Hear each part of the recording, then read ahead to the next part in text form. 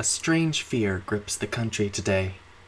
Police officers, the sworn protectors of our streets and homes, are all too frequently acting as self-righteous hitmen would. It is quite evident that changes to the practices of law enforcement are necessary for the preservation of our people. First, however, I shall express that this issue is universal. In this age, it seems impossible to discuss police brutality without discussing race relations in some capacity. Although statistics suggest that racial minorities are more vulnerable to police brutality, they do not suggest that whites are immune. In fact, just over 48% of people who were killed by police while unarmed were white. The partial colorblindness of this issue must be understood. Otherwise, support for reform will almost always divide along party lines.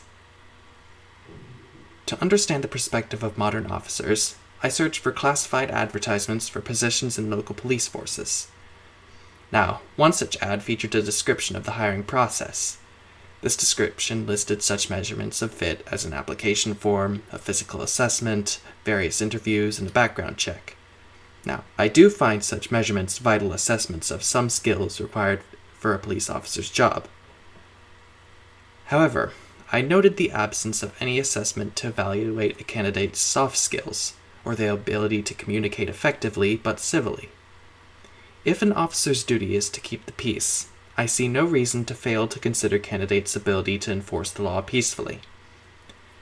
To this end, I propose the adoption of national standards concerning the hiring practices of police departments to make sure our officers will treat even difficult citizens with respect and empathy, seeking every opportunity to reduce conflict. As for existing members of the force, we must adopt regulations concerning the use of force in arrests. Such regulations, such as requiring reports of use of force, bans on chokeholds and strangleholds, and duties to intervene when other officers use excessive force, have individually led to reductions in police killings as high as 25% within the departments that adopt them. In this way, the police shall only become a threat to those who violate the law. My name is Monty Stone. Make me your 45th and a half president on November 4th, 2019.